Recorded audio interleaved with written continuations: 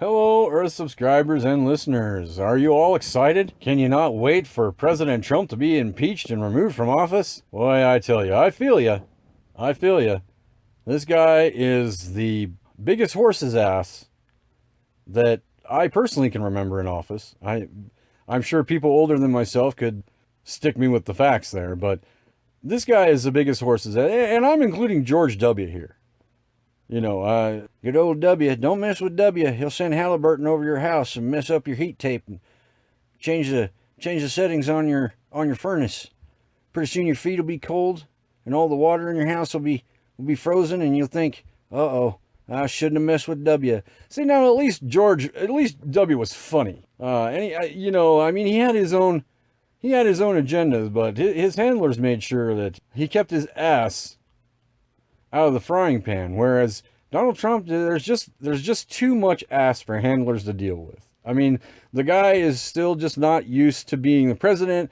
He would rather be a private citizen where he can just sue you for anything you say, or we're gonna litigate, we're gonna sue like you've never been sued before. We're gonna open up the libel laws, and everybody's gonna get sued for printing false and unfair and I mean, come on. This guy, honestly, this whole thing was probably about raising money that he didn't have to give back, and he probably didn't want to be elected in the first place. That's why he's so miserable.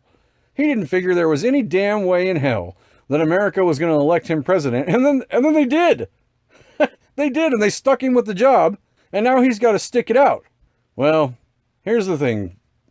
For everybody excited about President Trump being impeached, we've got to hit you with some facts. You're listening to the Heartless podcast. I'm your host, THK. Don't forget to like, share, and subscribe, and we'll be right back after the intro.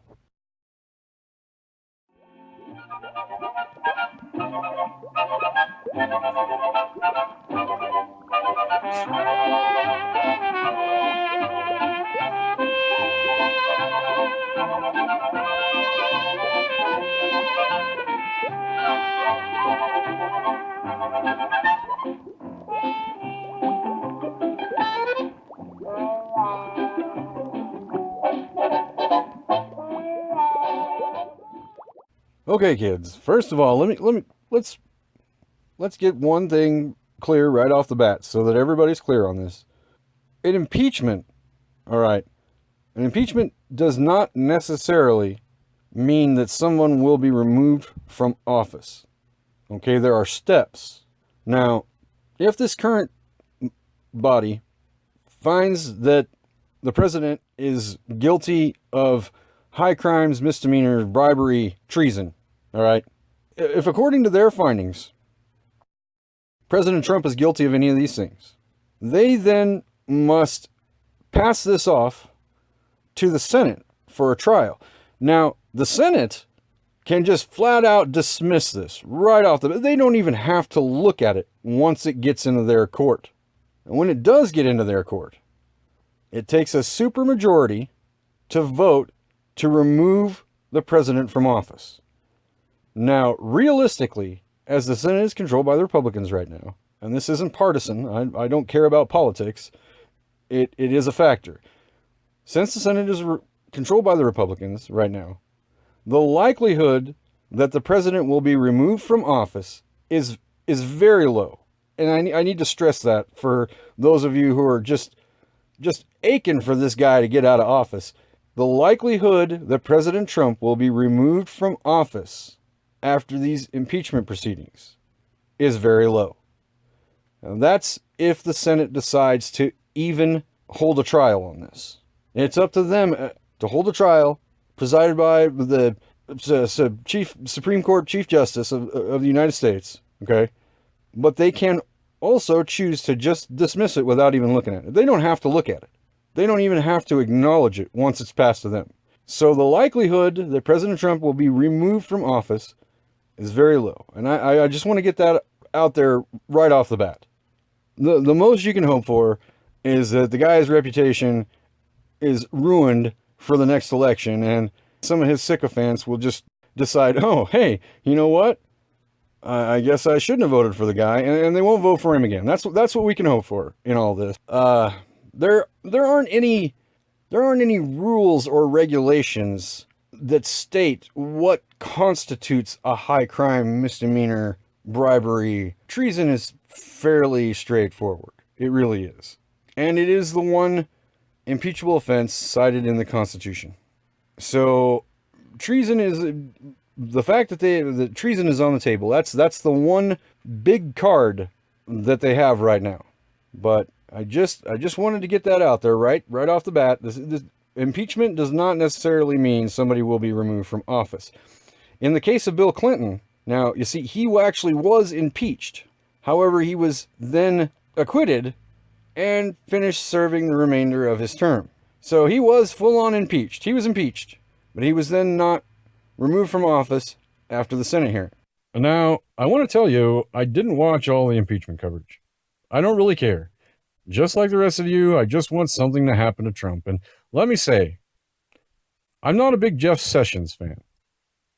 But Trump treated that poor little opossum-looking fella like trash and said some really terrible things about him. The price of loyalty, perfectly illustrated. Now, loyalty is an admirable trait, as long as it doesn't lead to being loyal to a fault. Now, given that Sessions has proven to be one of Trump's most loyal supporters, and how he was handled by the president, I have just one question. Is this the guy you want to throw in with and show loyal support for? How do you imagine that will end up, given the man's track record? Cohen, Sessions, the list goes on. I want you all to consider that, and what the price of your loyalty may be. Expert Trump handlers have decided it's best to keep him distracted from televised impeachment proceedings.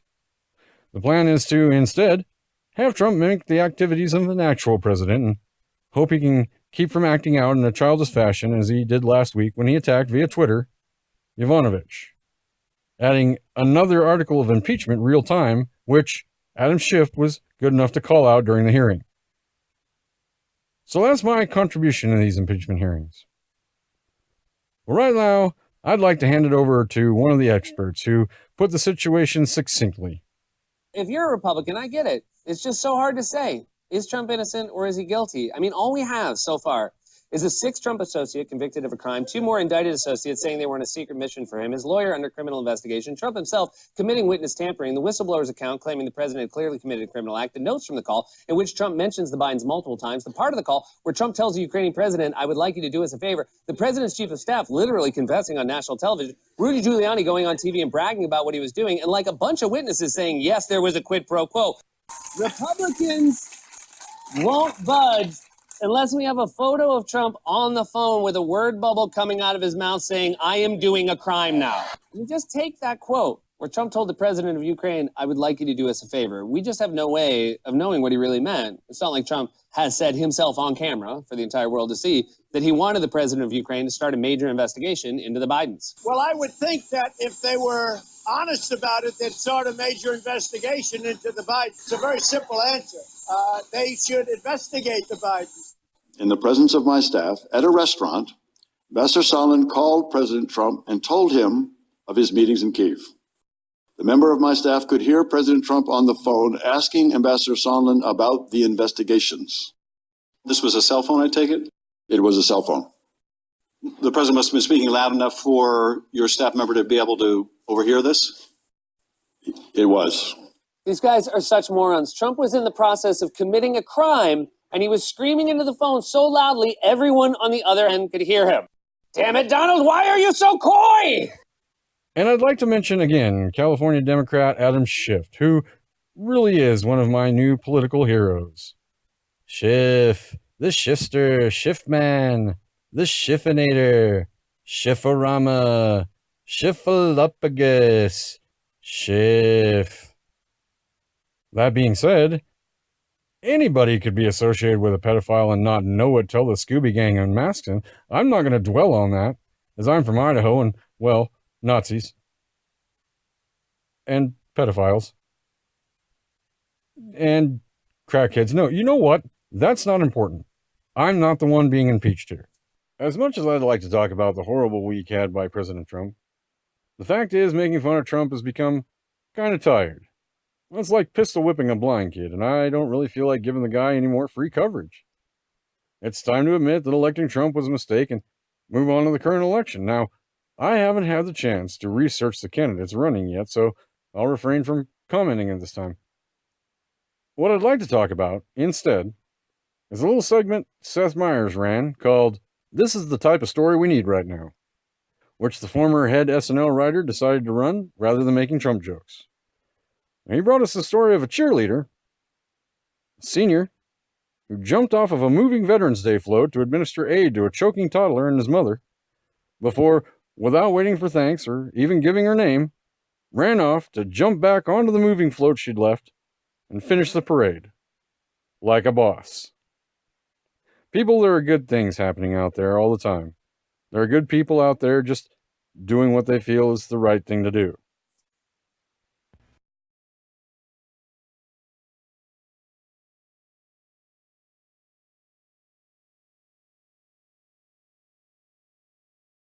What else have we got?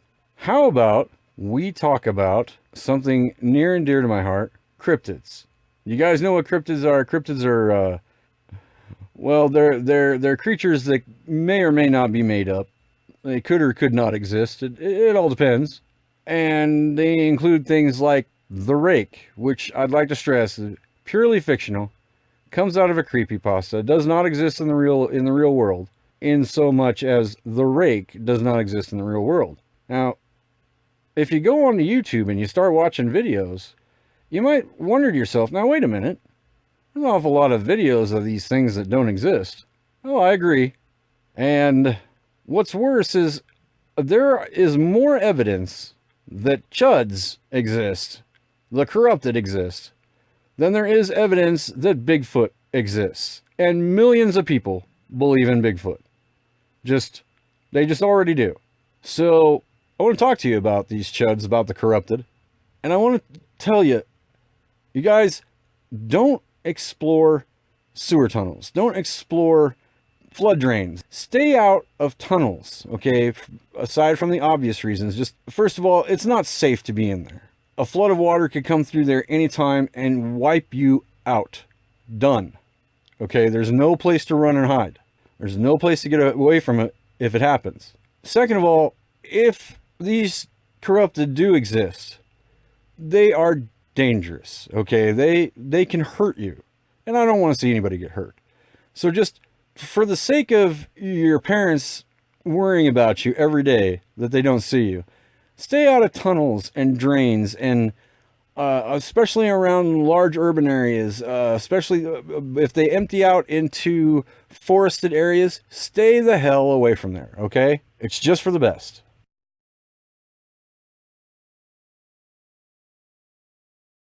You've been listening to the Heartless Podcast. I'm THK, the Heartless Knight, your host. And don't forget to like, share, and subscribe. And as always and forever, have a nice day.